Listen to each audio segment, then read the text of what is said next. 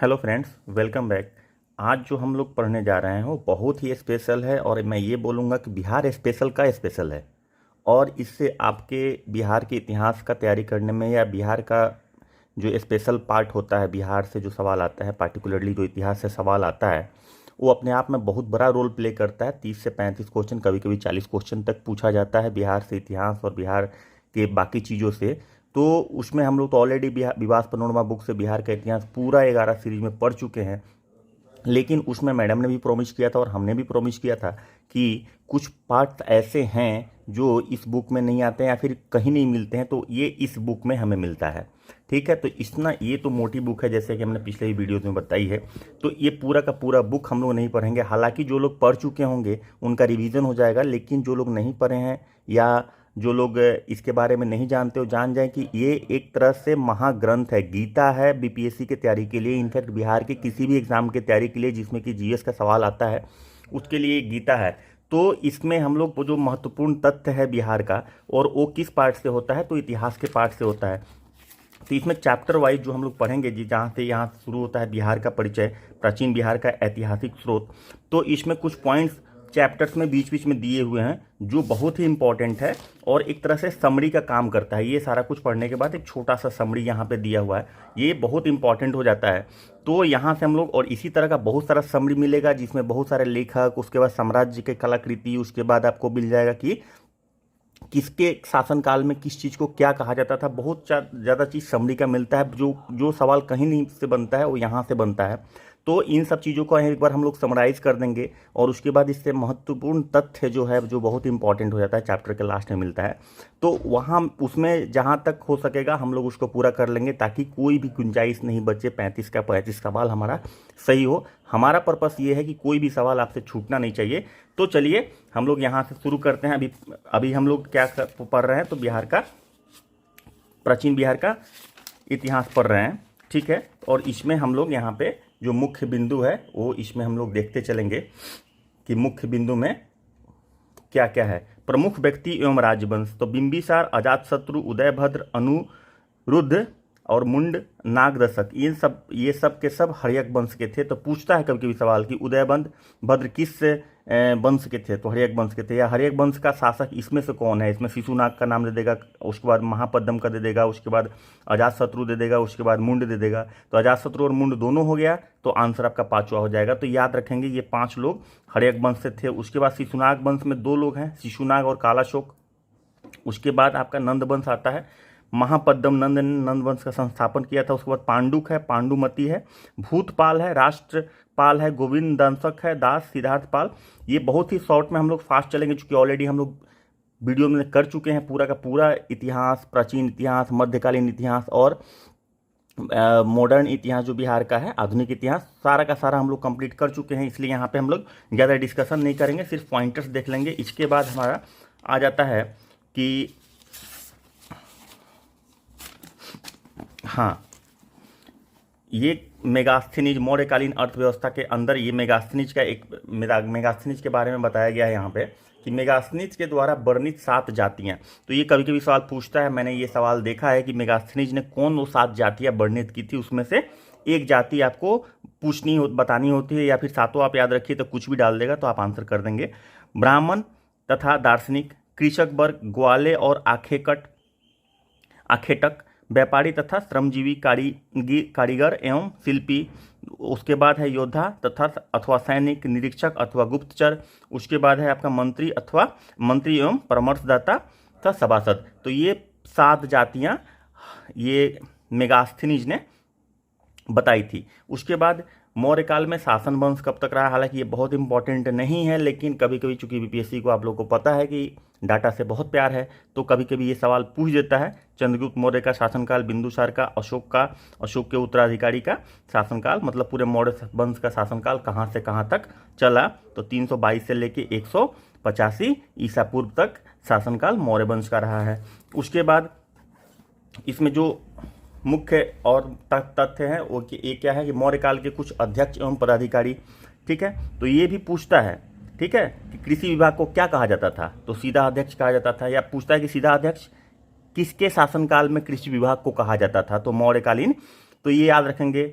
पोथावाध्यक्ष, माप तोल देखभाल करने वाला, ये सवाल नहीं बनता, जनरली नहीं बनता, इसलिए कि याद करने की चीज़ होती है। और एक चीज़ और है कि सोर्स जल्दी नहीं मिलता है, ऑथेंटिक सोर्स। तो ये बुक ना मार्केट में भी जल्दी नहीं मिलता, अगर किसी के पास है तो आप लोग लकी हैं, उसको पढ़ लीजिएगा। इनफैक्ट अभी तो टाइम नहीं बचा है पढ़ने का, इसलिए मैं आपको समरी करवा देता हूँ। मैडम ने तो ऑलरेडी पूरा का पूरा प्राचीन और मध्यकालीन और आधुनिक वो इतिहास हम लोग विवाह सुनोना से ऑलरेडी मैडम ने पढ़ाया, हमने भी पढ़ाया, तो कंप्लीट हो चुका है। तो यहाँ पे हम लोग शॉर्ट आपका रिवीजन एक तरह से हो रहा है कि जो मुख्य सवाल जो आने वाले हैं वो कहाँ से आए हैं।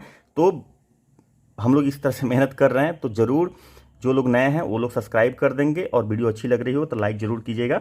उसके बाद सूराध्यक्ष मतलब शराब वाला हो गया, सूत्राध्यक्ष राजा की व्यवसायियों का अध्यक्ष हो गया, मुद्राध्यक्ष मुद्रा विभाग का अध्यक्ष हो गया। उसके बाद पन्नाध्यक्ष बाजार का पर नियंत्रण करने वाला पन्ना अध्यक्ष कहलाता था। गणिकाध्यक्ष वेश्याओं का अध्यक्ष जो होता था उसको गणिका अध्यक्ष बोलते थे। उसके बाद लक्षणा अध्यक्ष मुद्रा नीति पर नियंत्रण करने वाला ये क्या कहलाता था, लक्षणाध्यक्ष कहलाता था। और मुद्रा विभाग का अध्यक्ष मुद्रा अध्यक्ष होता था। ये दोनों में कंफ्यूजन हो सकता है, ध्यान रखेंगे।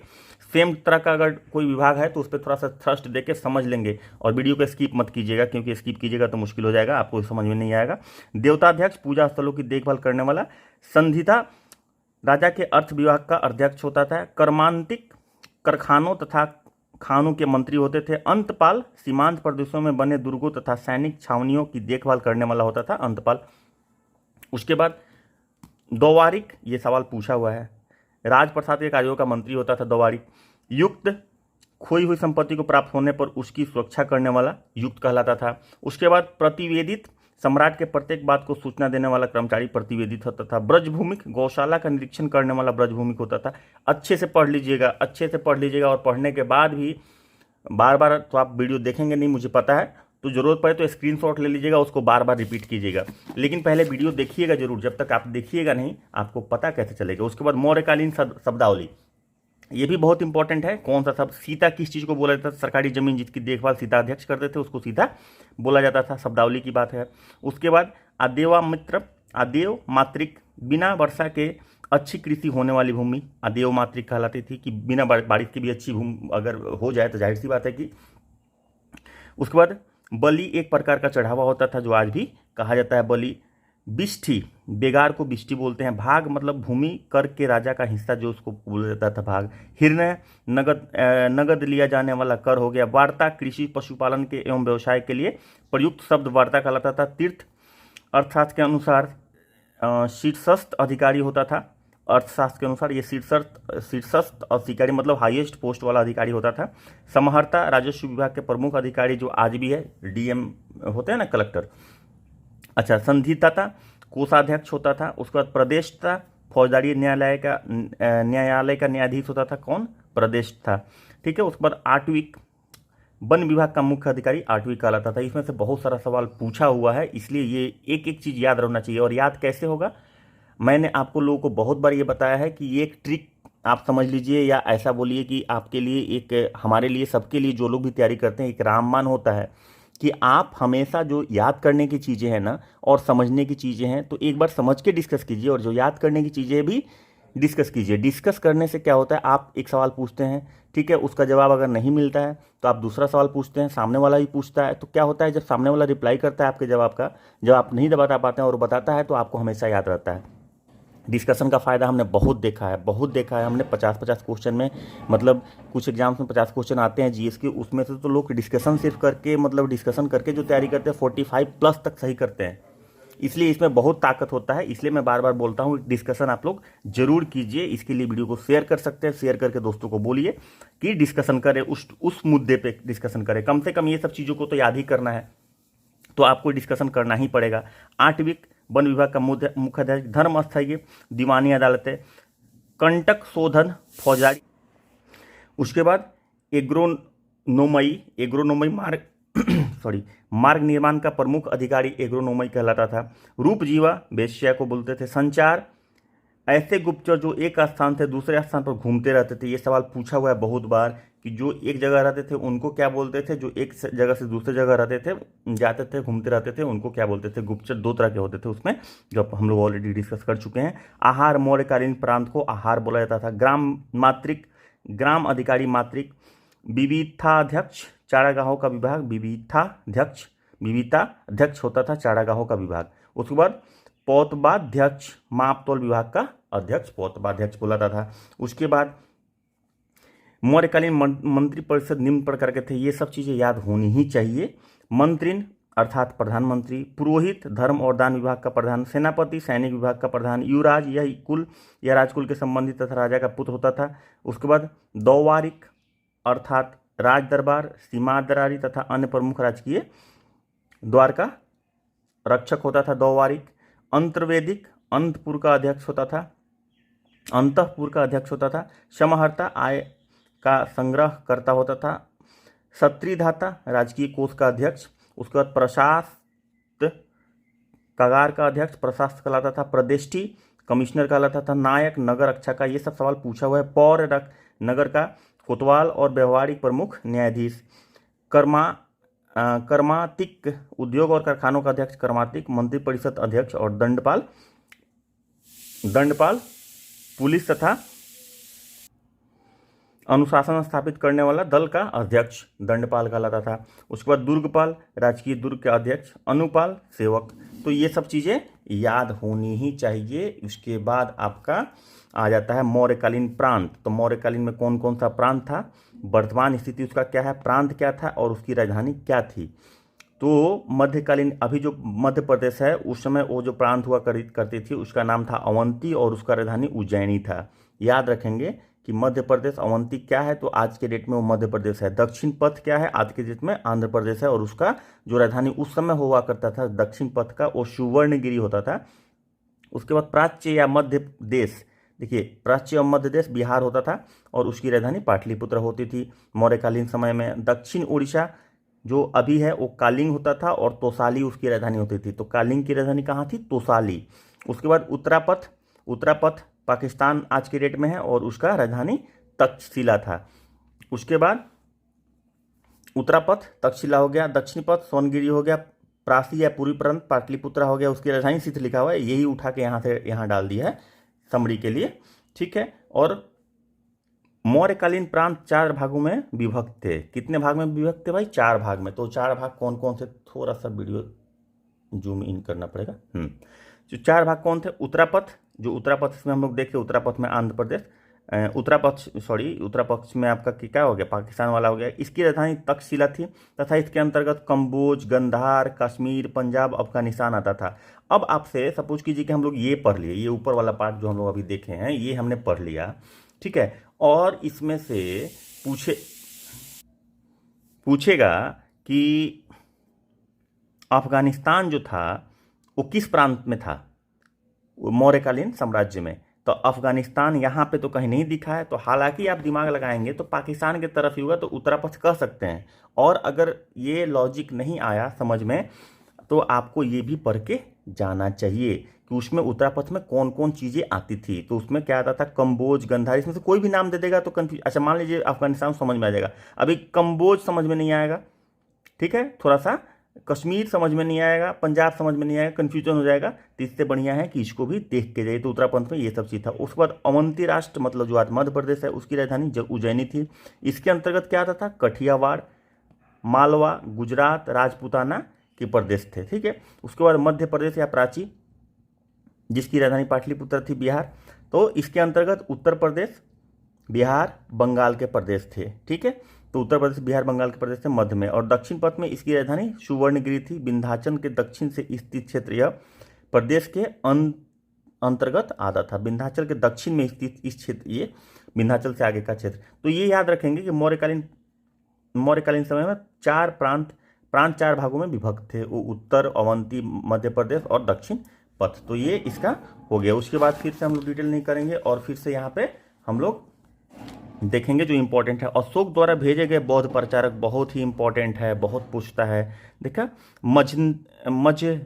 मझंतिक किधर गया, कश्मीर और गंधार में गया। उसके बाद मझिम हिमालय में, सोन और उत्तरा सुवर्ण भूमि में गए। रक्षित उत्तरी कन्नड़ा में, धर्म रक्षित पश्चिमी भारत, महारक्षित यवन राज्य,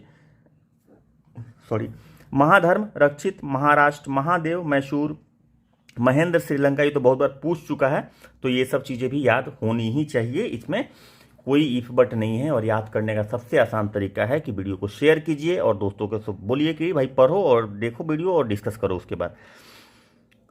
संयम तथा इंद्रियों पर नियंत्रण, अशोक धम्म का मूल सिद्धांत क्या था? 3 4 5 बातें हैं, उसको देख लीजिए, इसमें से कुछ आ जाता है। कहीं पूछता है कि कौन सा इसमें से सिद्धांत धम्म का, अशोक ने जो धम्म करके नया धर्म शुरू किया था उसका सिद्धांत क्या था? संयम तथा इंद्रियों पर नियंत्रण, भाव शुद्धि अथवा विचारों की पवित्रता, कृतज्ञता, दृढ़ शक्ति, दया, शौच अथवा पवित्रता, सत्य, सुश्रुत सेवा, दान, संप्रतिपत्ति अथवा सहायता करना, अपरिचित अथवा आदर। तो ये कुछ इसका मूल सिद्धांत था, तो इससे भी सवाल बन सकता है, इसको ध्यान रखेंगे। उसके अलावा अशोक का शिलालेख का यहाँ पे समरी दिया हुआ है आपको। ऐसे तो सेंटेंस में हम लोग बहुत डिस्कस कर चुके विवाह पनोरमा से, लेकिन यहाँ पे समरी है, तो समरी देख लीजिए कि अशोक के शिलालेख तथा उससे वर्णित विषय क्या क्या थे, कौन कौन से शिलालेख। तो शिलालेख कहा था शाहबाज गढ़ी पेशावर पाकिस्तान में, इसमें पशु बलि की निंदा की गई है। तो कभी कभी ऐसा सवाल पूछ देता है कि पशु बलि की निंदा करने वाला जो था वो शिलालेख कहाँ पे स्थित है?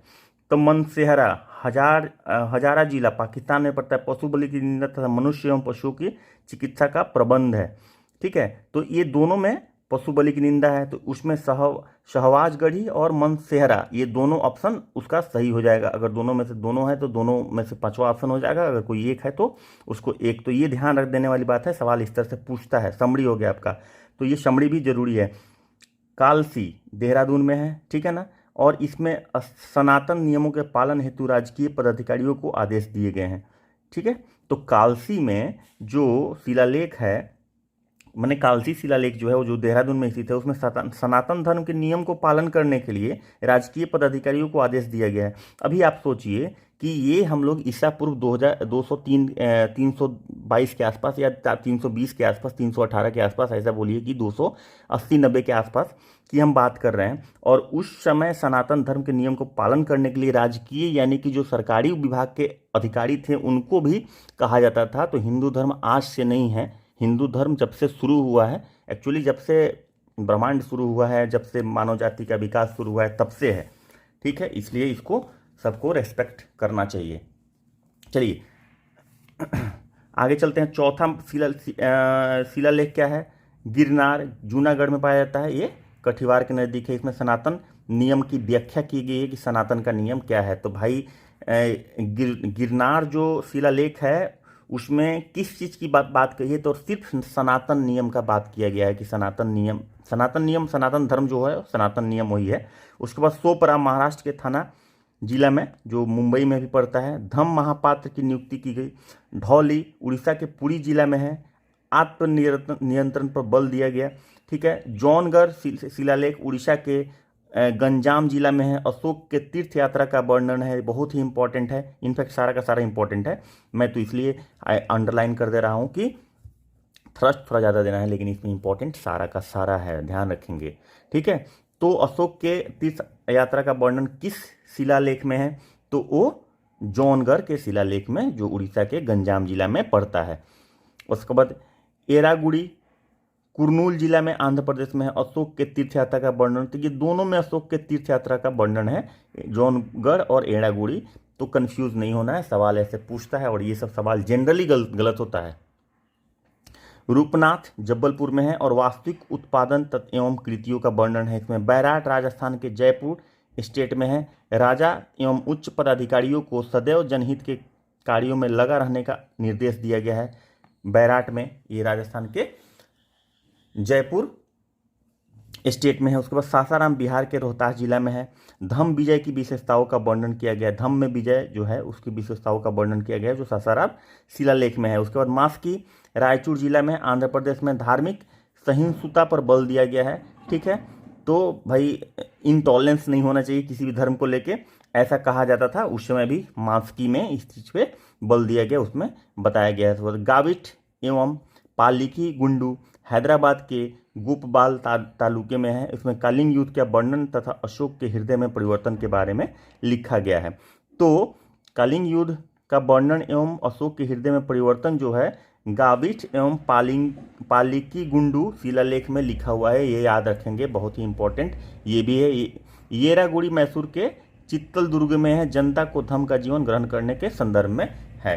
तो ये हो गया। अब इसके बाद आता है एक दूसरा समरी, हम लोग सारा कुछ समरी ही कर रहे हैं, ठीक है। उसके बाद देखिए अशोक का प्रमुख शिलालेख। अब प्रमुख शिलालेख पहले क्या पढ़े हम लोग, अशोक का शिलालेख तथा उससे वर्णित विषय कौन कौन सा था। अभी प्रमुख शिलालेख कौन है, देहरादून में कालसी जो हम लोग देख चुके हैं, गंजम उड़ीसा में, ठीक है ना, तो ये इम्पॉर्टेंट है। उसके बाद हजारा पाकिस्तान में, हजारा पेशावर वाला पाकिस्तान में है, मनसेहरा गोष्ठी और शाहजाबाद गढ़ी है। उसके बाद कुर्नूल आंध्र प्रदेश में, ये जगह पूछ देगा तो ये याद रखने के लिए, थाना महाराष्ट्र में, सोपाड़ा, उसके बाद जूनागढ़, यहाँ प्रांत हो गया, इधर स्थल हो गया।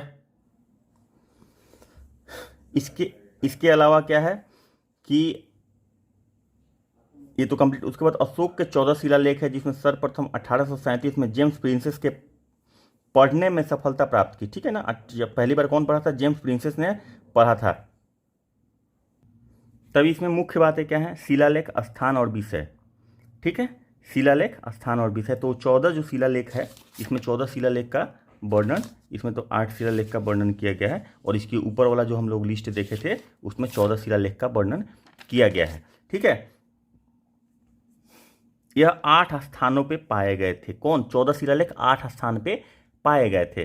वो 8 स्थान कौन के हैं, तो सहवाज गढ़ी, ठीक है। ये आप लोग जरूर देखिएगा, बढ़िया से समझ के याद रखिएगा, समझ सके तो, नहीं तो फिर रट जाइएगा सीधा सीधा। इसमें रटने वाला है, इसमें कोई पे कुछ दिमाग लगाने वाला नहीं। दिमाग लगाने वाला होगा जैसे साउथ वाला है तो एक दूसरे को रिलेट कर सकते हैं, वहाँ पे उसको करना ही पड़ेगा। धौलीपुरी में, कालसी देहरादून में, जौनगढ़ गंजाम में, सोपाड़ा थाना में, और एरामुड़ी कुरनाल डिस्ट्रिक्ट में अशोक की यात्रा का वर्णन, तीर्थ यात्रा का वर्णन और तीर्थ यात्रा का वर्णन का उल्लेख है। जैसे हम लोग पहले भी देखे थे 14 में, तो 14 शिलालेख है टोटल, हम लोग ऑलरेडी समरी में डिस्कस कर चुके हैं। उसके बाद लघु शिलालेख, अशोक के 13 लघु शिलालेख थे, ठीक है। तो 13 लघु शिलालेख कहाँ कहाँ पाए गए थे, मास्की में जो रायचूर आंध्र प्रदेश में है, उसके बाद भब्रू बैराट जो जयपुर में है, एड़ागुड़ी कुरनाल में है, ब्रह्मगिरी कर्नाटक में है, सिद्धपुर कर्नाटक में है, सासाराम बिहार में है, गुजरा दतिया मध्य प्रदेश में है, गोबीमठ मैसूर में, अहरौरा मिर्जापुर में यूपी में, और रूपनाथ जबलपुर में है मध्य प्रदेश में, राजूल मंडीगिरी कुर्नूल में है, जटिन रामेश्वर ब्रह्मगिरी के पास कर्नाटक में है, और पालिकी गुंडी मैसूर में है। तो 13 शिलालेख है, इसमें से किसी का नाम पूछ देगा, बोल देगा कहाँ है, ठीक है। चाहे इसमें से ऐसे लिख देगा कि आप 13 शिलालेख जरूर याद रखेंगे, और 13 लघु शिलालेख और 14 शिलालेख याद रखेंगे। उसमें से पूछ सकता है कि इसमें से कौन लघु शिलालेख है या कौन शिलालेख है, ऐसे ही पूछ सकता है। उसके बाद स्तंभलेख कितना था, तो 7 था, ऐसा पूछता है कि 7 स्तंभलेख, शिलालेख 13, लघु शिलालेख 13 और शिलालेख 14। तो ये पूछता है जो अलग अलग 6 स्थानों पाए गए थे, और शिलालेख कितने थे, 14 जो 8 स्थानों पाए गए थे। तो उनका विवरण इस प्रकार है, ठीक है। वो तोपरा हरियाणा के अंबारा जिले में तोपरा के 2 स्तंभलेख मिले हैं। उसके बाद मेरठ में, उत्तर प्रदेश में 2 मिला है, ठीक है, मेरठ और प्रयाग में, लौरिया नंदपुर चंपारण में, और रामपुरवा, ठीक है। तो 3 मिला है, जो स्तंभलेख जो है 3 मिला है, बिहार में मिला है, 2 उत्तर प्रदेश में मिला है, और एक हरियाणा में मिला है। तो इसमें इसको तो पक्का याद रखेंगे कम से कम।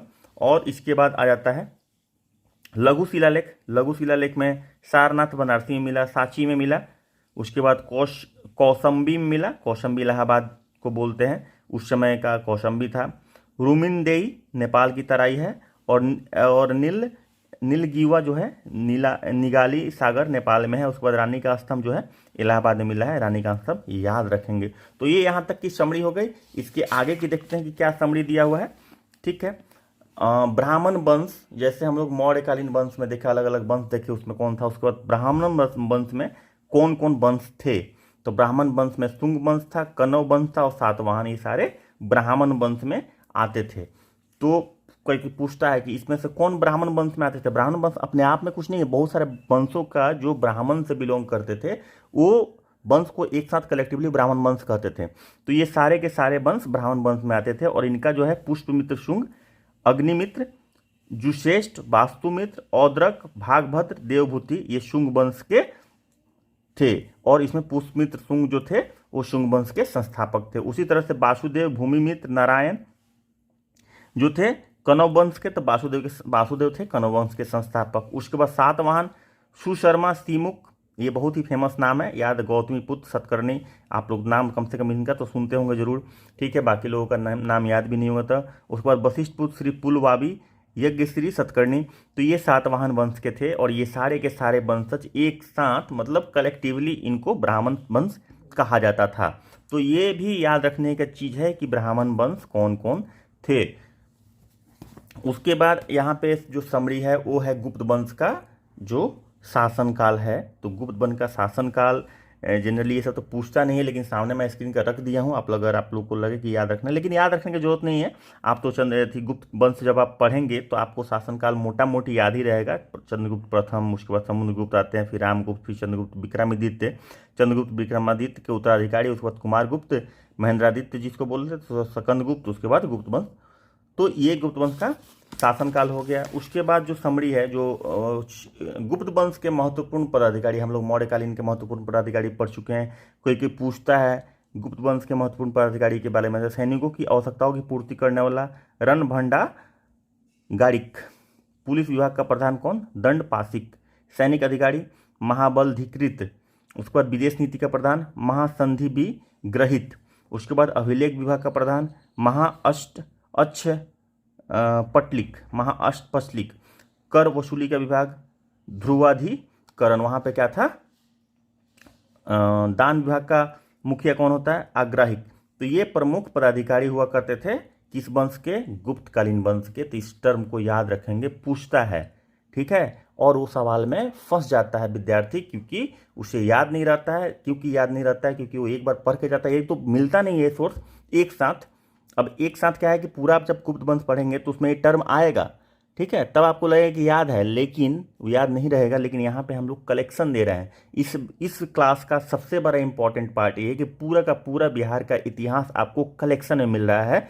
तो अगर वैल्यू एडिशन आपको मज़ा आ रहा हो कि अरे ये तो बहुत अच्छा हो रहा है, आज तो मज़ा आ गया पढ़ के टाइप से अगर फीलिंग आ रहा हो, तो प्लीज़ लाइक कीजिएगा और शेयर जरूर कीजिएगा। और जो लोग नए आए हैं वो लोग सब्सक्राइब जरूर कर देंगे। उसके बाद गुप्त काल प्रमुख अधिकारी के विभाग कौन कौन से थे, गुप्त काल के प्रमुख अधिकारी एवं उनके विभाग। तो कुमारगुप्त प्रथम के समय पूर्वी मालवा का प्रशासक घटोत्कच गुप्त था, ठीक है। कुमारगुप्त प्रथम के समय उत्तरी बंगाल का राज्यपाल चिरादत था। समुद्रगुप्त के महादंडनायक एवं संधि विग्रहित यह एक कवि था, वो हरिसेन था, ठीक है ना। हरिसेन ने बुक भी लिखी है जो हम लोग डिस्कस आगे करेंगे। वैसे हमने, मैडम ने जब शुरू में पढ़ाया था, क्या पढ़ाया था, प्राचीन इतिहास, उसमें सारा का सारा है, तो आप लोग वो वीडियो जरूर देखिएगा। क्योंकि हम तो समरी बता रहे हैं, अभी इस बुक से बता रहे हैं, लेकिन आपका पूरा का पूरा क्लास इतिहास का हो चुका है, ये समरी है। उसके बाद चंद्रगुप्त द्वितीय का सेनानी आम्र कारदव बौद्ध अनुयायी था ये, ठीक है। उसके बाद कुमारगुप्त का मंत्री पृथ्वीसेन, पूछ देता है कुमारगुप्त का मंत्री इसमें से कौन था, ठीक है, तो याद रखेंगे। उसके बाद चंद्रगुप्त काल के 3 भुक्ति का प्रशासक गोविंद गुप्त। उसके बाद चंद्रगुप्त द्वितीय का मंत्री शिखर स्वामी, ये सब नाम पूछ सकता है। सकंदगुप्त प्रथम के समय सौराष्ट्र का राज्यपाल कौन था, पर्णदत्त। उसके बाद चंद्रगुप्त द्वितीय का सेनापति या मंत्री या संधि विग्रहित वीरसेन शैव भक्त था, ये मतलब शिव भगवान का भक्त था। तो ये समरी हो गया गुप्त काल प्रमुख अधिकारी एवं उनका विभाग कौन कौन था। उसके बाद नेक्स्ट जो समरी आता है, ये भी बहुत इंपॉर्टेंट है। गुप्तकालीन वास्तु एवं मूर्ति कला के साक्ष्य जो है वो बहुत ही इंपॉर्टेंट है कि ये प्रूफ कहाँ से मिलता है, ठीक है। तो किसने कहाँ पे क्या था। सांची बोध गया बुद्ध देव मंदिर है, और सुल्तानगंज में तांबे की बुद्ध मूर्ति, भंडारास्त्य माने बुलंदशहर में सूर्य मंदिर, मंदसौर में सूर्य मंदिर, राजगिरी में जरासंध का बैठक, बीतरगांव कानपुर ईट स्थित है ये लक्ष्मण मंदिर है। उसके बाद करमदंडा पृथ्वी विशन शिव मंदिर है। उज्जैन में महाकाल का मंदिर है। सारनाथ में धामेघ बौद्ध स्तूप है। उदयगिरी शैव गुफा है। भूमारा नग शिव मंदिर है। तिगवा जबलपुर में है विष्णु मंदिर है, नचवा काठूर में पार्वती मंदिर है, देवगढ़ झांसी में दशावतार मंदिर है। तो ये सारा का सारा गुप्तकालीन मंदिर है और जो भी है इसमें जो स्ट्रक्चर बना है। और ये कहाँ पे है ये भी पूछता है कि इसमें से गुप्तकालीन कौन सा है, कहाँ पे है, ठीक है ना, चाहे इसको किस काल में बनवाया गया था, ठीक है ना। उसके बाद गुप्तकालीन शब्दावलियाँ, ये हम लोग सिर्फ शॉर्ट कर रहे हैं, आप लोग का मैं फिर से बोल रहा हूँ कि वीडियो हम लोग ऑलरेडी इसका कर चुके हैं। खेती युग भूमि को क्षेत्र बोलते हैं, बंजर भूमि को गुप्त काल में हम लोग अभी चल रहे हैं, बंजर भूमि को क्षेत्र कहते हैं, और खेती युग को भी, जंगली भूमि को अपराहत बोलते हैं, निवास युग भूमि को वास्तु बोलते हैं, जो आज भी वास्तु बोलते हैं हम लोग। हल पर लगने वाला कर हल दंड कहलाता है, सिंचाई से प्रयुक्त यंत्र रहट एवं घटी यंत्र कहलाता है, बैगार बिष्टी गुप्तकालीन सोने की मुद्रा सिक्का दिनार कहलाती थी। अन्न के रूप में कर अदायगी को में कहा जाता था और नगद कर अदायगी को हिरण्य कहा जाता था। तो अन्न के रूप में कर को में और नगद अदायगी के कर को हिरण्य कहा जाता था। नेक्स्ट समरी क्या है, हर्षकालीन, हर्ष के प्रमुख अधिकारी, हर्ष काल के प्रमुख अधिकारी जो हर्ष थे उनके काल के जो प्रमुख अधिकारी थे हर्षवर्धन के समय के, तो उसका नाम देख लीजिए, ये भी पूछता है। हर्ष की घुड़सवार सेना दल का प्रमुख कुंतल, हर्ष की हस्ती सेना का प्रमुख सकंदगुप्त, हर्ष की संधि विग्रहिक अवंती, हर्ष का प्रधानमंत्री मंडी कहलाता था।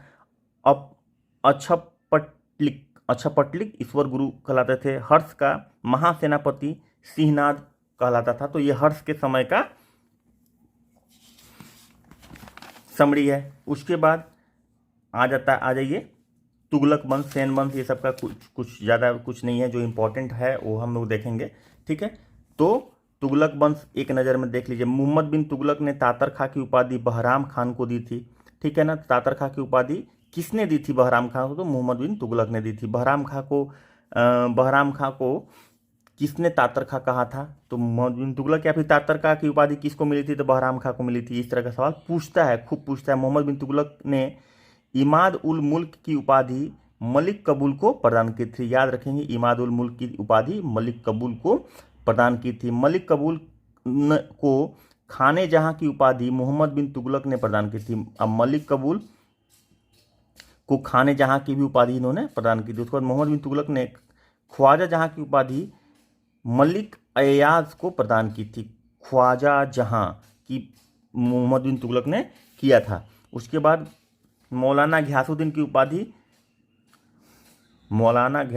उपाधि कुतुलुंग खां ने धारण की थी। कुतुलुंग खां जो था वो मौलाना घियासुद्दीन बन गया। उसके बाद कुतुलुंग खां वकील दर के पद पर नियुक्त था। फिरोज तुगलक नयाब बरारक के पद पर तैनात था। खुद से खुद ही लोग अपना उपाधि ले लेता था भाई, कि हमको ये उपाधि, मतलब लूटो, आओ भारत को लूटो और उपाधि ले लो। कृषि विभाग को अमीर को ही कहा जाता था, कृषि विभाग को, कब, तुगलक वंश में। उसके बाद सांकेतिक मुद्रा की धातु पीतल या तांबा थी। सांकेतिक मुद्रा की धातु क्या थी, पीतल और तांबा, बहुत ही इंपॉर्टेंट है। सिंध और मुल्तान का सूबेदार बहराम आइया था। मतलब ये लोग ना, बहराम आइबा को किसलू खां के नाम से जाना जाता था। बंगाल की राजधानी पांडुआ थी। बंगाल की राजधानी उस समय किसके, तुगलक के समय पांडुआ थी। राजपूत सरदार रनमल की पुत्री बीबी जैला थी, यह राजब की पत्नी थी। फिरोज शाह तुगलक के पिता का नाम रजब था। ब्राह्मणों पर जजिया लगाने वाला फिरोज तुगलक था। तो जजिया जो कर लगा था ब्राह्मणों पर, वो किसने लगाया था, फिरोज तुगलक ने लगाया था। फिरोज शाह ने 1360 ईस्वी में जगन्नाथ मंदिर को ध्वस्त करवा दिया था। अरे बुर्बक, सारा का दुनिया का, मतलब भारत का में जितना मंदिर है सब का सब ये लोग ध्वस्त करवाया और वहाँ पे मस्जिद बनवाया, और उसके बाद ये लोग क्या बोलता है कि मस्जिद तोड़ दिया गया, यहाँ पे मस्जिद है। मतलब इस तरह का इशू ये लोग उठाता है।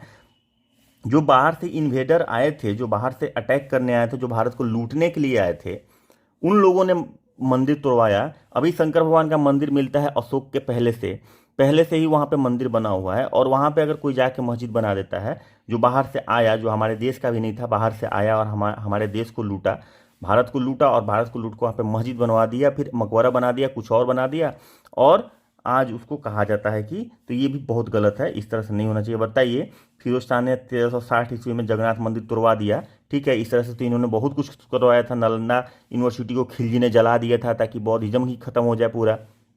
मतलब इन लोग इतना विक्रमशिला यूनिवर्सिटी को तबाह कर दिया।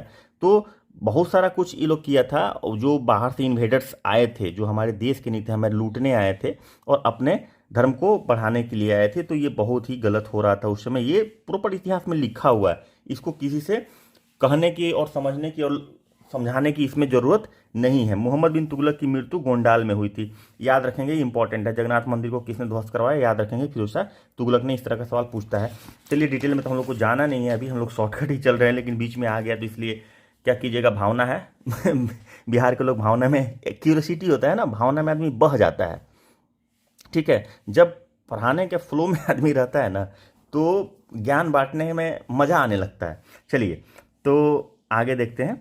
प्रमुख धार्मिक संप्रदाय एवं उसके संस्थापक, तो चिश्ती, ठीक है ना, धार्मिक संप्रदाय या आंदोलन जो बोलिए इसको। 1190 में चिश्ती आया, मोइनुद्दीन चिश्ती इसके प्रवर्तक थे, इसके प्रचारक थे, इसके इनिशिएटर थे, पॉइनियर स्पेसिस्ट थे, ठीक है।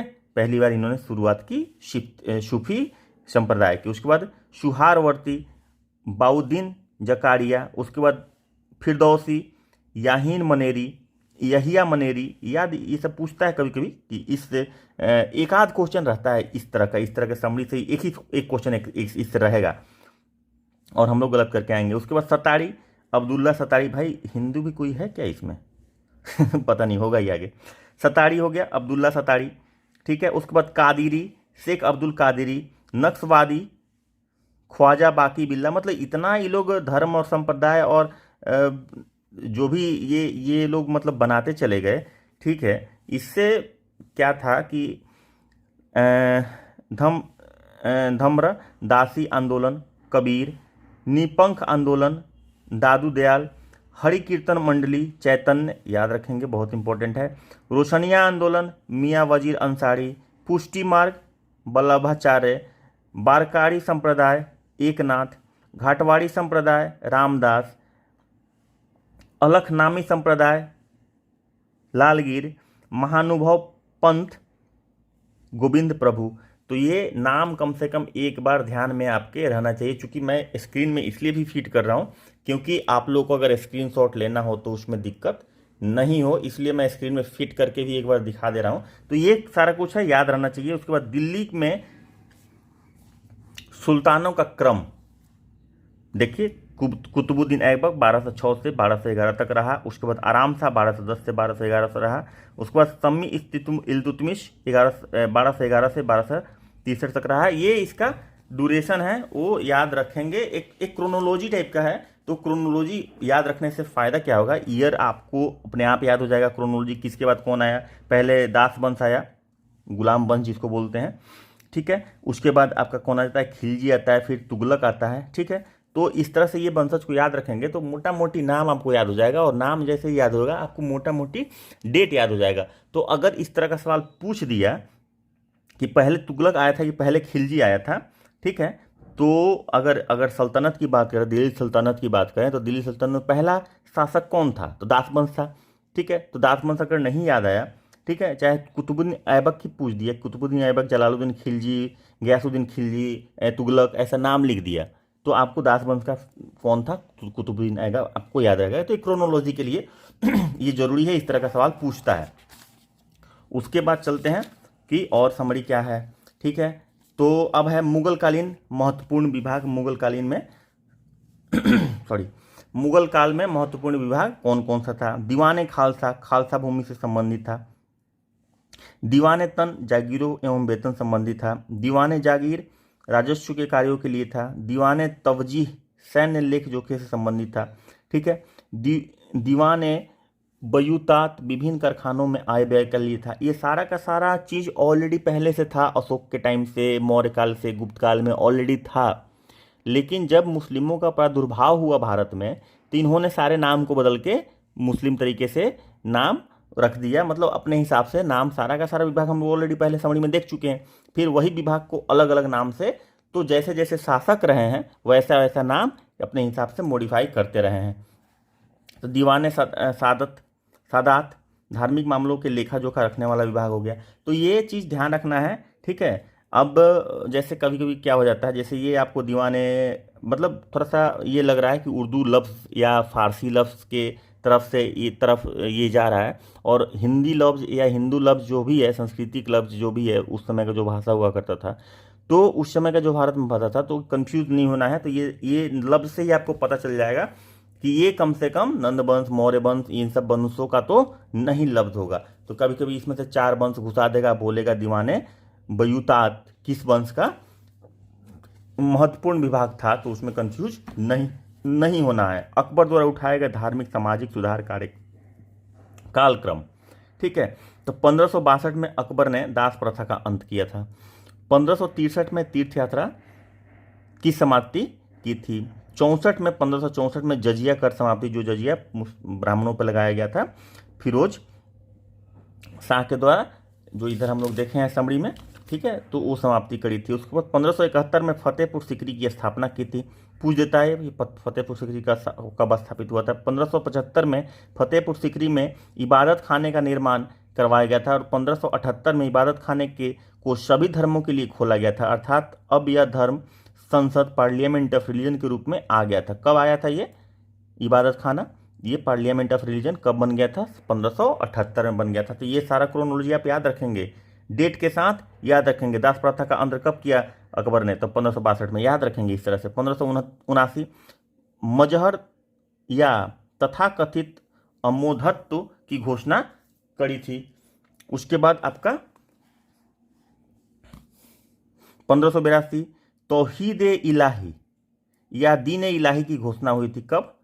इन्होंने एक नया धर्म बना दिया था अकबर ने 1582 में, तौहीद इलाही या दीन इलाही इसने बनाया था। उसके बाद 1583 में कुछ निश्चित दिनों को कई जानवरों की हत्या पर निषेध था। कुछ पार्टिकुलर डेट को 1883 में ऐसा नियम आया कि कई जानवरों के हत्या पर निषेध लगा दिया गया।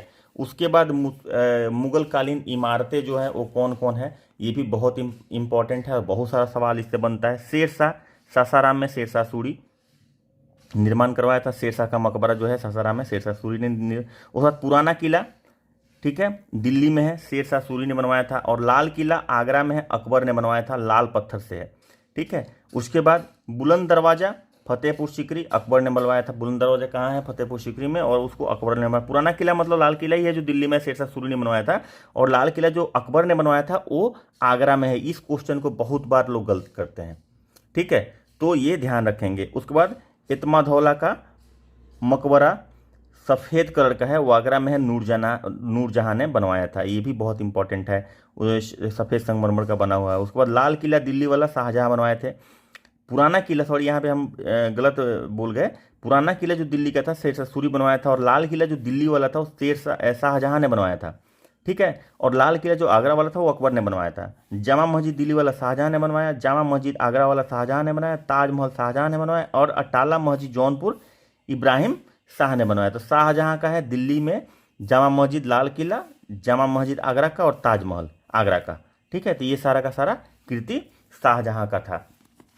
उसके बाद समरी में जो है मुगल बादशाहों के मकबरे, किसका मकबरा कहाँ है? मुगल बादशाहों के मकबरे। तो बाबर का मकबरा काबुल में है, हुमायूं का मकबरा दिल्ली में है, अकबर का मकबरा सिकंदरा में है, जहांगीर का मकबरा भी सिकंदरा में है, और शाहजहां का मकबरा शहादरा लाहौर में है, औरंगजेब का मकबरा औरंगाबाद में है, शेरशाह सूरी का मकबरा सासाराम में है। ये सवाल पूछ देता है कभी कभी, कभी कभी नहीं, बहुत बार पूछता है, इसलिए याद रखेंगे, ये इस तरह के सवाल छूटने नहीं चाहिए। उसके बाद शाही घराने की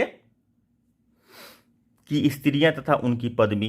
तो शाही घराने में क्या होता था, स्त्रियों को ना माँ को कुछ अलग नाम दिया जाता है, पत्नी को कुछ अलग नाम दिया जाता था। तो उस तरह के नाम क्या क्या थे एक झलक हम लोग देख लेते हैं। अकबर की माँ को मरियम उजमानी कहते थे, जहांगीर की माँ को भी मरियम उजमानी, शाहजहां की माँ को वात्सिक उजमानी कहते थे, और मेहरुन्निसा को क्या बोलते थे? नूर महल या नूरजहां।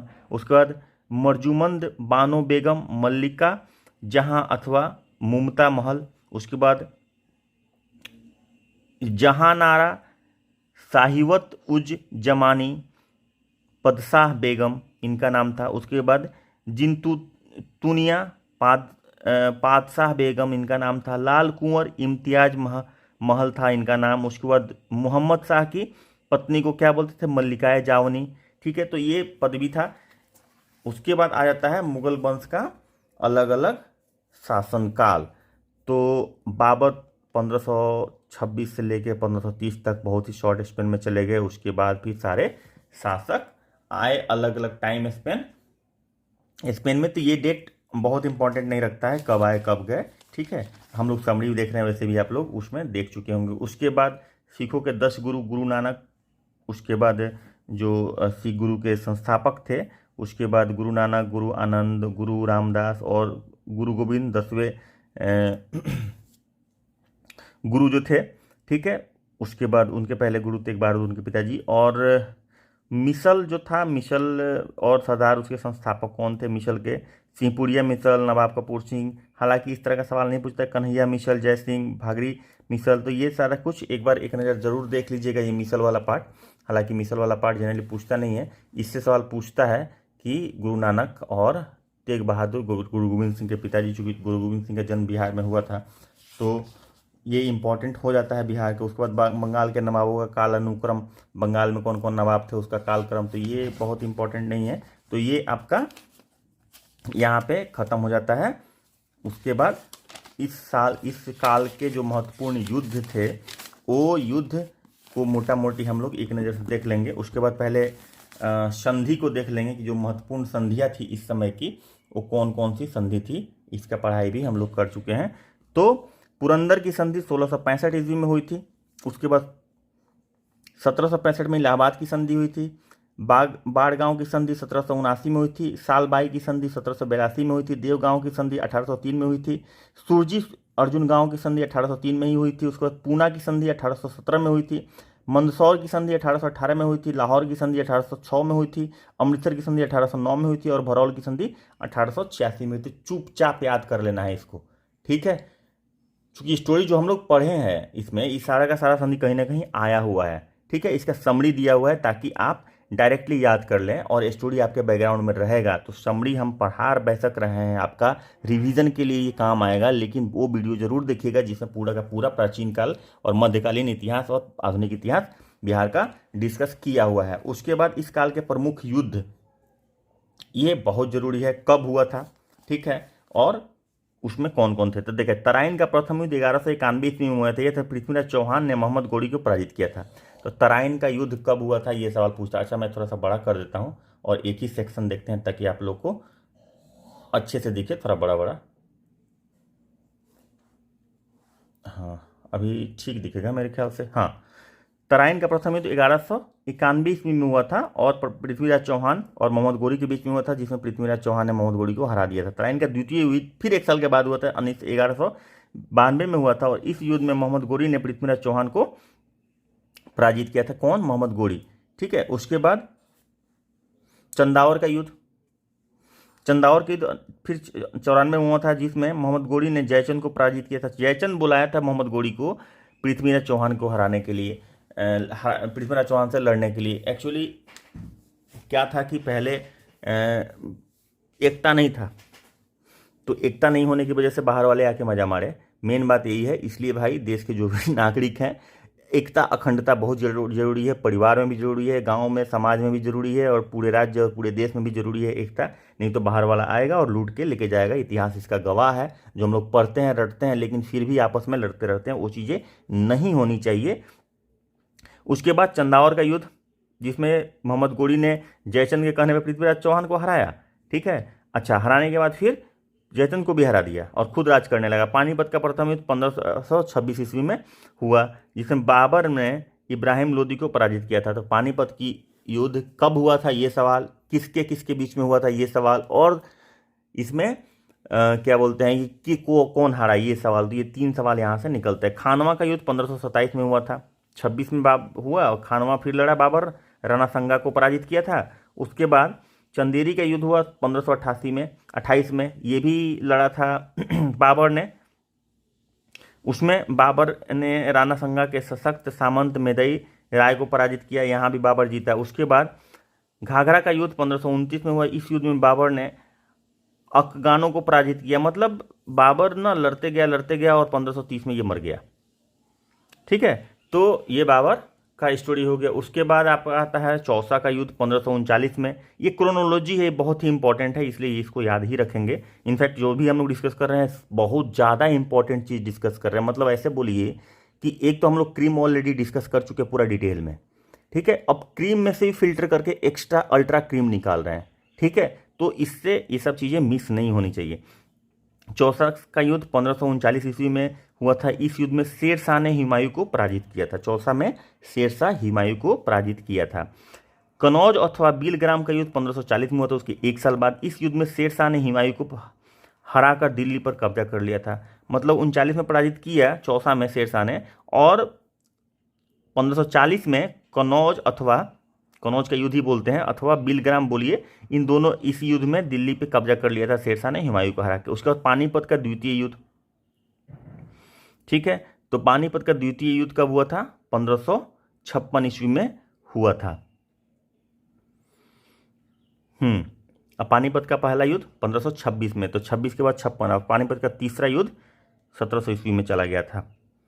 ठीक है, वो 1700 ईस्वी में, हाँ 1700 कुछ 61 ईस्वी में हुआ था। चलिए, तो पानीपत का द्वितीय युद्ध हो गया 1556 में, और यह युद्ध अकबर ने अफगान सरदार हेमू को पराजित किया था।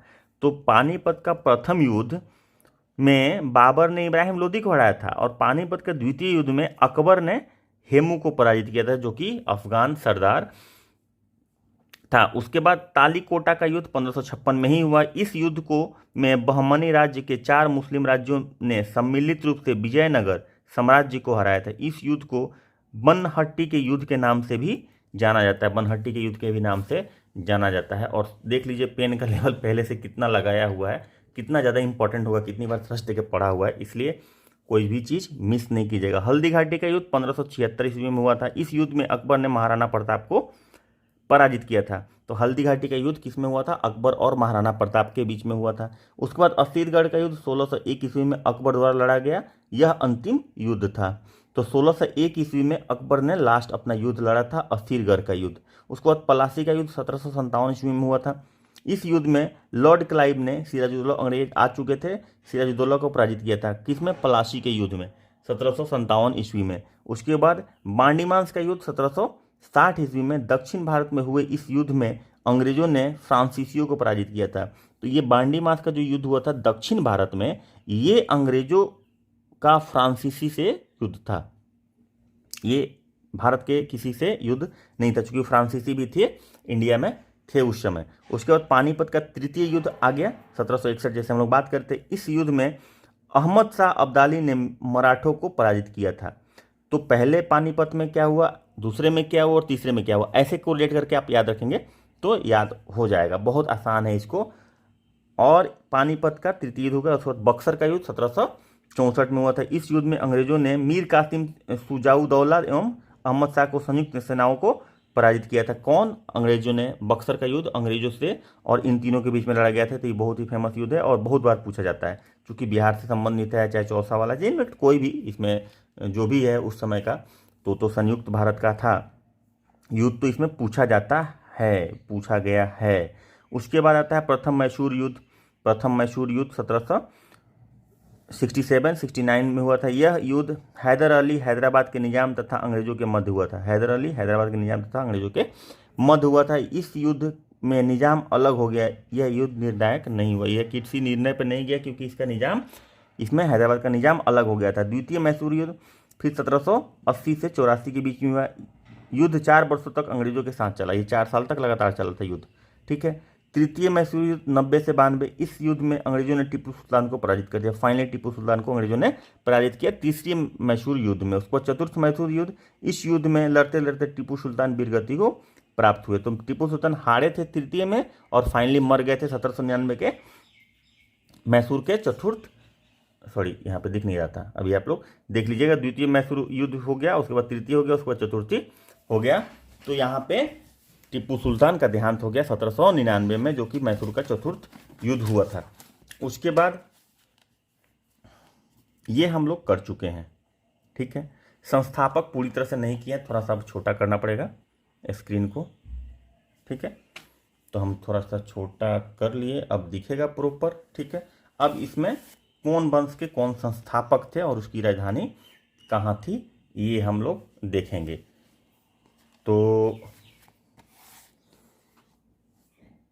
हाँ, हर्यक वंश बिंबिसार संस्थापक राजगिरी पाटलिपुत्र राजधानी। शिशुनाग वंश शिशुनाग संस्थापक वैशाली इसका राजगिरी। नंद वंश महापद्म हम लोग डिस्कस कर चुके हैं, पाटलिपुत्र। मौर्य वंश चंद्रगुप्त मौर्य ने किया था, पाटलिपुत्र। शुंग वंश पुष्यमित्र शुंग ने, पाटलिपुत्र। कनव वंश वसुदेव, पाटलिपुत्र। सातवाहन ने आंध्र प्रदेश सिमुक ने किया था, प्रतिष्ठान। कर धामक वंश मालवा छत्र उज्जैनी इसका राजधानी था। इक्ष्वाकु वंश वशिष्ठ पुत्र श्री नागार्जुन कोंड इसका जगह था।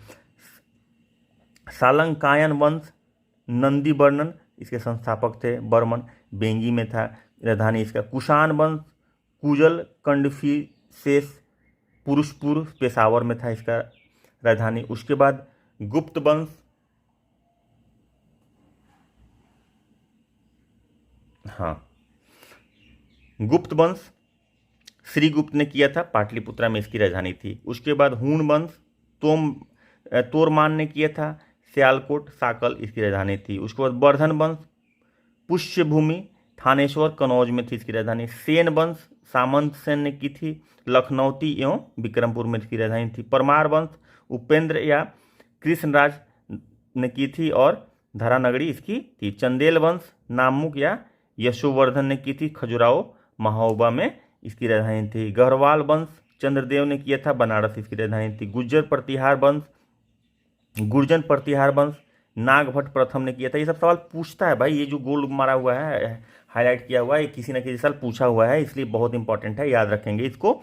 उसके बाद कनौज न था। उसके बाद पल्लव वंश सिंह बर्मन और चतुर्थ कांचीपुरम में था इसका। चालुक्य बादामी जय सिंह प्रथम ने किया था चालुक्य वंश का। चालुक्य बेगी विष्णुवर्धन ने किया था। चालुक्य बादामी जय सिंह प्रथम ने किया था, चालुक्य बेगी विष्णुवर्धन ने किया था। चालुक्य कल्याणी विजयादित्य ने किया था, और तीनों का जगह जगह अलग अलग है, मान्यखेट इसका है। उसके बाद राष्ट्रकूट दंती दुर्ग ने किया था, उसके बाद मान्यखेट इसका था। उसके बाद गुलाम वंश कुतुबुद्दीन ऐबक ने दिल्ली इसकी राजधानी थी। खिलजी वंश जलालुद्दीन खिलजी ने दिल्ली इसका राजधानी था। उसके बाद सैयद तुगलक तुगलक वंश सैयद वंश खींच खां दिल्ली था इसका राजधानी। लोदी वंश बहलोल लोदी ने किया था संस्थापन, दिल्ली राजधानी थी। चोल वंश विद्यालय ने किया था, तंजौर था इसका राजधानी। पांड्य वंश डुबोलियन ने किया था, मदुरै था इसकी राजधानी। सोलंकी वंश मूल राज ने किया था, अहिलवार था इसका राजधानी।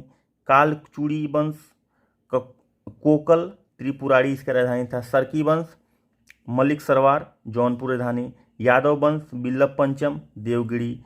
होयसल वंश नृपकाम विष्णुवर्धन द्वार समुद्र। संगम वंश हरिहर एवं बुक्का विजयनगर। शालू वंश नरसिंह विजयनगर।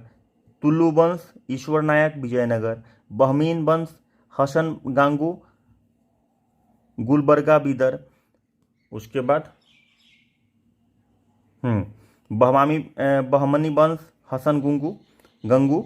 उसके बाद गुलबर्गा बीदर। उसके बाद कुतुब शाही वंश कुतुब शाह गोलकुंडा में इसका राजधानी है, गोलकुंडा हैदराबाद में गोलकुंडा फोर्ट एक है वहाँ पे। उसके बाद देखिए आदिल शाही वंश आदिल शाह बीजापुर। मुगल वंश बाबर दिल्ली आगरा। सूर वंश शेरशाह दिल्ली। भोसले वंश शिवाजी रायगढ़। ब्रिटिश साम्राज्य क्लाइव था उस समय, पहला था कोलकाता मुंबई। हैदराबाद स्वतंत्र राज निजामुद्दीन उल हक हैदराबाद। सिख राज महाराजा रंजीत सिंह लाहौर में। चौहान वंश वासुदेव अजमेर में। उत्पल वंश अवंती वर्ण कश्मीर में। पाल वंश गोपाल मुंगेर में। तो ये सारा वंश उसके संस्थापक और उसकी राजधानी देखने के लिए है, इंपॉर्टेंट है। ये सब समरी हम लोग डिस्कस कर चुके हैं, मतलब कर लिए अभी, तो इसको याद रखेंगे। प्रमुख वंश एवं उसके संस्थापक अभी ये हम लोग ऑलरेडी कर चुके हैं। राजवंश कौन था, संस्थापक कौन था, तो ये इसमें कुछ नाम अलग अलग आएगा, जैसे चोल वंश विजयालय, ये सारा कुछ कर चुके हैं इसमें, लेकिन एक नज़र इसमें भी देख लीजिए। कन्नौज वंश वासुदेव, जैसे मौर्य वंश चंद्रगुप्त मौर्य, ठीक है, तो उसमें भी हम लोग देख चुके थे। चंद्रगुप्त मौर्य उनका राजधानी कहाँ था, ये सब चीज़ें हम लोग ऑलरेडी देख चुके हैं। उस पर प्रमुख भारतीय शासक वंश उपाधि, ठीक है, ये यहाँ से सवाल पूछता है। प्रमुख भारतीय बिंदुसार मौर्य वंश और इनको उपाधि मिली थी अमित्रघात शत्रु विनाशक, अमित्रघात शत्रु विनाशक। हम लोग कर चुके। अशोक मौर्य मौर्य वंश के थे और देवानाम प्रियदर्शी इनको उपाधि मिला हुआ था। तो ये सवाल पूछ देता है कभी कि अशोक को दूसरे किस नाम से जाना जाता है। समुद्रगुप्त गुप्त वंश के थे।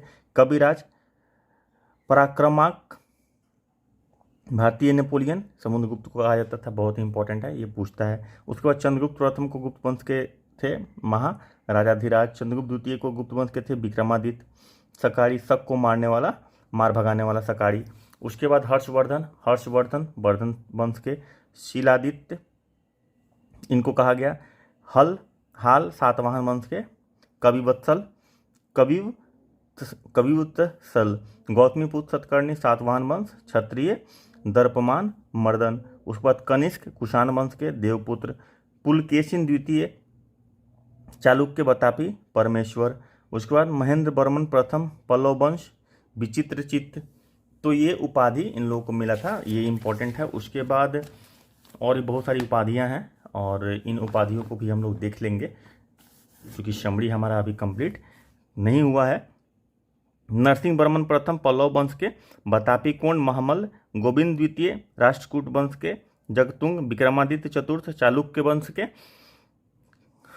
त्रिभुवनमल विक्रमादित्य द्वितीय चालुक्य वंश के। नरेंद्र मृगराज राजाराज चोल वंश के। जयमंगोड चोल मारतंड। उसके बाद राजेंद्र प्रथम चोल वंश गंगैकोंड चोल। उसके बाद महमूद गजनवी वंश का। यमीन उद दौला साम्राज्य का दाहिना हाथ। उसके बाद प्रलय वर्मा रेड्डी वंश का धर्म प्रतिष्ठान गुरु। कृष्णदेव राय तुलुव वंश के यौवन राज्य संस्थापाचार्य। आंध्र भोज संगीत साहित्य। अच्छा, अलाउद्दीन बहमन शाह बहमनी वंश। सिकंदर ईशानी। इब्राहिम कुतुब शाही वंश। मलकी बरम। कुतुबुद्दीन ऐबक गुलाम वंश। लाख बख्श मालिक सिपह सालार। इल्तुतमिश गुलाम वंश का था। नासिर अमीर उल मिनीन। उसके बाद बलबन गुलाम वंश का था। लिल्ली लिया जूना खां तुगलक वंश का था। मोहम्मद बिन तुगलक या उलगा खां इसको उपाधि प्राप्त था। उसके बाद दारा किशो मुगल वंश का था। शाह हकबाल इसको उपाधि प्राप्त था। अकबर मुगल वंश का था। इस्लाम आदिल इनको कहा जाता था राष्ट्रीय सम्राट। उसके बाद शिवाजी भोसले साम्राज्य के छत्रपति। उसके बाद बालाजी बाजीराव नाना साहेब इनको शाहजहां मुगल वंश के। अबुल मुजफ्फर शहबुद्दीन मोहम्मद साहब किरनेसानी। उसके बाद जहांगीर मुगल वंश शेख सलीम। इब्राहिम लोदी वंश इब्राहिम शाह। महनूर निसा जहांगीर की बेगम जो थी मुगल वंश की। नूर जहां संसार की रोशनी। उसके बाद औरंगजेब मुगल वंश। अब्दुल मुजफ्फर मुईनुद्दीन मोहम्मद औरंगजेब बहादुर। आलमगीर बादशाह गाजी। उसके बाद बाबर मुगल वंश गाजी युद्ध को जीतने वाला। हरिहर द्वितीय संगम वंश राज परमेश्वर। उसके बाद शेर शाह शूरवंश हजरत आला। खारवेर चेंदी वंश महाराज। बेरम खां अकबर का संरक्षक। खां बाबा अली कुली बेग अकबर का सूबेदार। शेर अफगान मोहम्मद बिन तुगलक वंश। उलूग खां। उसके बाद कुतुबुद्दीन ऐबक दास वंश मालिक। अलाउद्दीन खिलजी वंश सिकंदर सानी। तो ये सारा उपाधि आपको एक नज़र में देख के जाना होगा ताकि उपाधि से अगर कोई सवाल पूछता है एक आध उपाधि से तो उसका वो क्वेश्चन छूटना नहीं चाहिए। अच्छा, कुछ उपाधि का कभी कभी मतलब भी पूछ देता है, जैसे नूरजहां का संसार की रोशनी होता है। साकिरी का शक को मार्ग भगाने वाला। अमितघात को शत्रु का विनाशक। गाजी को युद्ध को जीतने वाला। बुद्ध किशन को मूर्ति को तोड़ने वाला।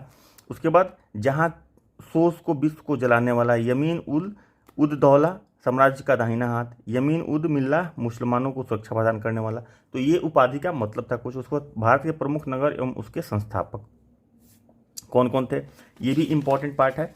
तो भारत के मुख्य मैं फिर से बोल रहा हूँ कि जो लोग नए आए होंगे सब्सक्राइब कर लीजिएगा, कोई भी चीज़ छूटना नहीं चाहिए। और याद करने के लिए बार बार वीडियो देखिएगा। अगर वो नहीं हो पाता है तो ज़रूर इसका स्क्रीनशॉट भी ले सकते हैं आप। स्क्रीनशॉट लेके उसको बार बार याद कीजिएगा, देखिएगा, डिस्कशन कीजिएगा। जयपुर सवाई जयसिंह ने स्थापना की थी। उदयपुर राणा उदय सिंह ने की थी। अजमेर अजयपाल ने की थी। जोधपुर राव जोधा जी ने की थी। अहमदाबाद अहमद शाह ने किया था। हैदराबाद निजामुल मुल्क ने किया था। मुर्शिदाबाद मुर्शिद कुली खान ने किया था। पाटलिपुत्र अजातशत्रु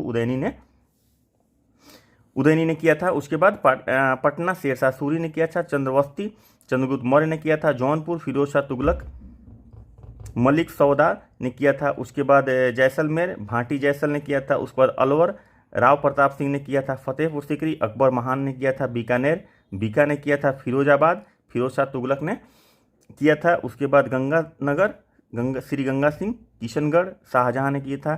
खिजाबाद खिजा खां ने किया था। शाहजहानाबाद शाहजहां ने किया था। फतेहाबाद फिरोज शाह तुगलक ने किया था। गुजरात मोहम्मद शाह ने किया था, मुजफ्फर शाह ने किया था। उसके बाद लखनऊ लक्ष्मण जी ने किया था। Kolkata East India company job यारनाक ने किया था। चेन्नई फ्रांसिस डे ने किया था। श्रीनगर अशोक ने। कश्मीर शमशुद्दीन शाह सुहादेव। वैशाली राजा विशाल। प्रतापगढ़ प्रताप सिंह। सूरजगढ़ महाराजा सूरज सिंह। डूंगरपुर सहारावल डूंगर सिंह। इंदौर मल्हार राव होलकर ने किया था। बीजापुर यूसुफ आदिल शाह ने किया था। भोपाल राजा भोज ने किया था। देवगिरी मिल्लम चतुर्थ ने किया था। मान्यखेट अमोघ घर्ष ने किया था। सिरकप कनिष्क ने किया था। तुगलकाबाद गयासुद्दीन तुगलक ने किया था।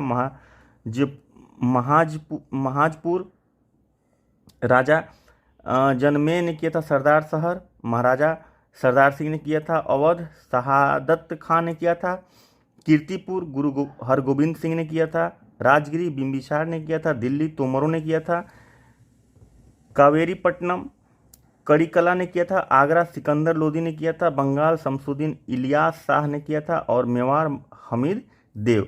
मालवा दिलावर खान ने। और खानदेश सूबेदार मलिक अहमद राज फरूखी ने किया था।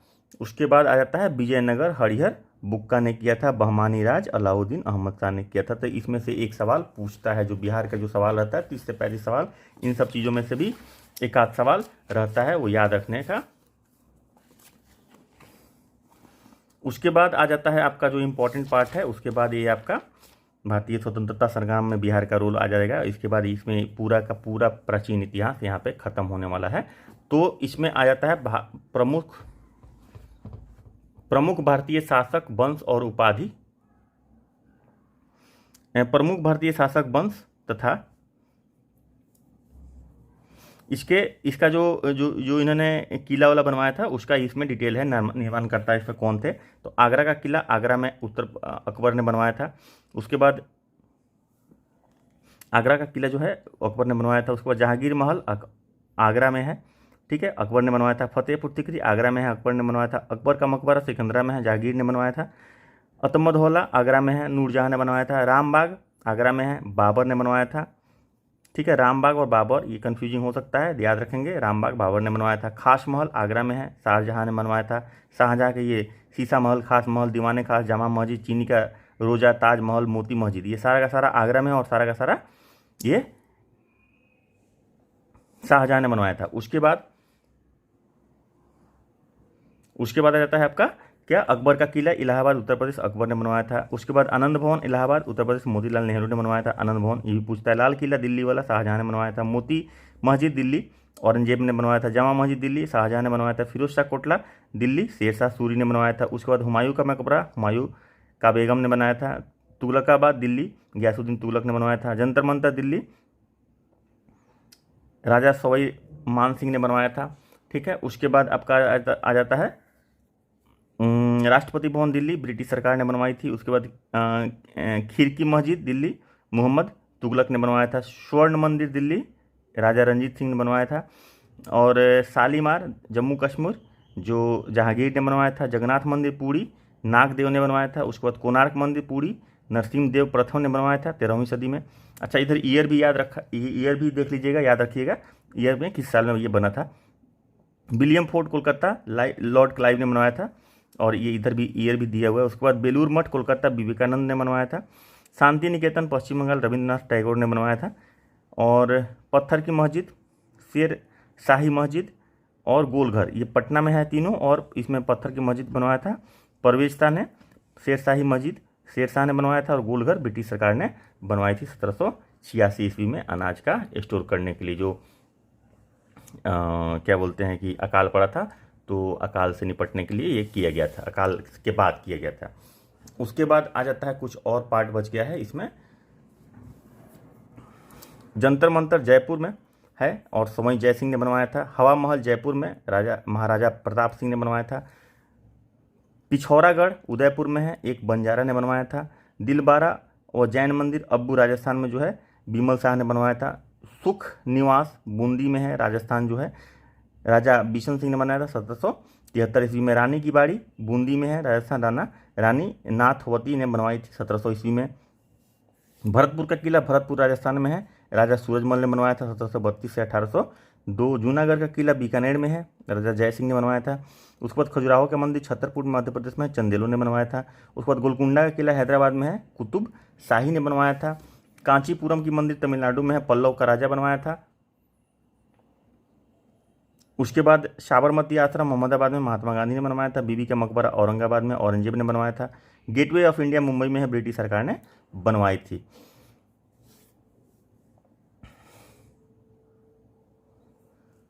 और इसमें जो स्टार मार्क है वो सारा का सारा बिहार में स्थित है। तो स्टार मार्क वही है, 3 है, पत्थर का मस्जिद, शेरशाही मस्जिद और गोलघर, जो ये बिहार में स्थित है। तो ये सारा कुछ याद रहना चाहिए। तो इसके बाद हम लोग चलेंगे भारतीय स्वतंत्रता संग्राम एवं बिहार। अब इसमें ज़्यादा छोटा छोटा टॉपिक नहीं है, जैसे यहाँ पे सीधे आ जाता है यहाँ पे लोकप्रिय विद्रोह, और इसमें बहुत ज़्यादा कुछ नहीं है। तो ये हम लोग आगे वाला मेरे ख्याल से एक क्लास में कंप्लीट हो जाना चाहिए। तो ये हमारा पूरा का पूरा प्राचीन इतिहास से संबंधित जो भी चीज़ें थी ये इसमें आ गई, ठीक है ना। इसमें शासनकाल से संबंधित जो चीज़ें थी ये सारी की सारी इसमें आ गई। अब इसके आगे हम लोग जो करेंगे वो नेक्स्ट क्लास में करेंगे, ताकि वीडियो बहुत लंबा नहीं हो। और इसके बाद हम लोग ये सब भारतीय स्वतंत्रता संग्राम में बिहार, उसके बाद इसका जो मुख्य बिंदु है, महत्वपूर्ण तथ्य है, उसके बाद भारतीय राष्ट्रीय आंदोलन एवं बिहार, ये सब चीज़ें हैं। इसमें जो मुख्य बिंदु है ये सब चीज़ हम लोग देखेंगे, और इसमें ज़्यादा नहीं है। उसके बाद कुछ बुक्स वाला भी नाम आएगा, वो सब भी हम लोग देखेंगे। तो सब आगे वीडियो में देखेंगे। ये वीडियो हम लोग यहीं पे एंड करते हैं, ठीक है। मुझे उम्मीद है कि आप लोगों को बहुत मज़ा आएगा होगा, क्योंकि पूरा का पूरा प्राचीन इतिहास जो है बिहार का और भारत एज ए होल का प्राचीन इतिहास से जो संबंधित क्वेश्चन है, जो सवाल कहीं नहीं मिलता है, जो जिसका आंसर नहीं मिल पाता है किसी भी सोर्स से, वो यहाँ से बनता है। और आपका कोई भी क्वेश्चन छूटेगा नहीं। तो आपने एक तरह से पूरा प्राचीन इतिहास का रिवीजन कर लिया। पूरे के पूरे 1-1.5 घंटा का जो भी वीडियो ये बनेगा, 1-1.5 घंटा में आपका पूरा का पूरा रिवीजन हो गया। तो चलिए इसको यहीं पे एंड करते हैं। और जो लोग नए आए हैं वो लोग सब्सक्राइब जरूर कर लीजिएगा, और जो लोग ऑलरेडी वीडियो देख रहे हैं उनको तो पता चल ही रहा होगा कि कैसे विवाद नॉर्मा में हम लोगों ने इतिहास पढ़ा, उसके बाद हम लोग कैसे समरी पढ़ रहे हैं। तो कितना ज़्यादा कंटेंट अच्छा मिल रहा है, कितना अच्छे से हमारी तैयारी हो रही है, और उम्मीद है कि आप लोग बहुत अच्छे से पढ़ाई कर रहे होंगे। चलिए मिलते हैं एक नए वीडियो में, तब तक के लिए बाय बाय, टेक केयर, अच्छे से मन लगा के पढ़ाई कीजिए। जय हिंद।